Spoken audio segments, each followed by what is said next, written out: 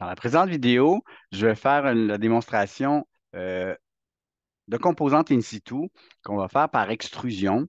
Et cette fois-ci, au lieu d'utiliser le plan de construction, c'est-à-dire le plan horizontal de notre rez-de-chaussée, ben, en fait, c'est d'aller sélectionner et modifier le plan de travail pour le positionner dans l'angle qu'on veut. C'est étant dit, composante in situ, n'oubliez pas de choisir votre catégorie. Cette catégorie-là peut être modifiée en tout temps. Le nom de vos composantes in situ aussi. Donc, jusqu'à maintenant, on utilisait extrusion, on travaillait avec le plan de construction au sol. Je veux changer mon plan de référence. Je vais aller sélectionner une des différentes surfaces qui sont déjà dessinées. Donc, petit truc, si jamais vous avez un élément qui est dans un angle bizarroïde, tracez-vous une cloison temporaire que vous pourrez supprimer, placez-la dans l'angle que vous voulez pour vous orienter avec. Donc, je veux aller dans mon extrusion, évidemment. Donc, présentement, je dessine au sol. Je clique sur l'option Définir le plan de construction et je vais aller choisir le plan moi-même pour sélectionner la surface par rapport à laquelle je veux. Donc, je vais survoler la surface et si je veux travailler sur la surface avant de ce mur-là, ben, je vais aller sélectionner la surface qui correspond à mon plan de travail. Maintenant, si je dessine, je travaille à la verticale, aligné parfaitement avec ma surface. Donc, je peux avoir une extrusion de 12 pieds, indiquer la dimension que je veux. J'ai fait une erreur ici, je vais mettre 7 pieds. Voilà. Je peux utiliser les commandes visuelles, donc décalage. J'aimerais ça faire un décalage de 2 pouces. Je prends ma ligne, je viens la répéter. Je veux faire un cadre à ça. Donc, je peux répéter les lignes dans l'angle que je veux.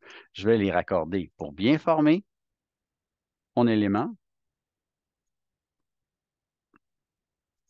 Donc, assurez-vous que les périmètres, les lignes ne se chevauchent pas et ne se croisent pas non plus. Donc, les coins sont parfaitement bien formés. Donc, si je sais ça, c'est un cadre de 2 pouces. Je viens choisir le début de l'extrusion. Donc, on s'entend que le plan de travail étant la face du mur, c'est mon niveau 0. Je peux le décaler du mur si je veux. Je peux aussi euh, lui indiquer la profondeur que je veux avoir. Donc, si j'accepte la forme, on voit mon cadre qui est dessiné. Donc, évidemment, là-dedans, je peux rajouter ce que je veux. Je peux créer d'autres formes à l'intérieur de ça. Puis, je peux aussi modifier l'extrusion. Donc, si je veux ajouter à ce cadre-là certains éléments, ben, je peux en tout temps venir définir les formes. Encore une fois, décalage. Donc, je viens répéter mes lignes, les raccorder entre elles, et je vais m'assurer qu'ici, je viens vraiment, comme ça fait partie de la même extrusion, je dois m'assurer que les lignes soient interrompues. Donc, dans ce cas-ci, je peux utiliser l'option scinder l'élément. Donc, je vais aller sélectionner mon élément, je vais aller lui dire où est-ce que je veux la couper. Même chose de l'autre côté. De cette façon-là, je pourrais aller supprimer le bout de ligne qui est non requis. Je vais monter un petit peu, rapprocher. La même chose ici.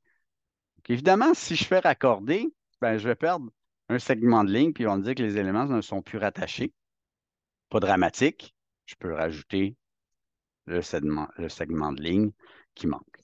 Donc, que je scinde la ligne et je viens supprimer ou que je la raccorde, l'idée, c'est au final d'avoir une forme complète, bien avec les coins bien formés. Donc, j'ai fait, donc vous pouvez, sky's the limit dans cette option-là, je peux rajouter des éléments, je peux en soustraire, etc. Donc, ma composante in situ aligné avec une surface. N'oubliez pas de choisir le plan de référence. Voilà pour cette première capsule éclair.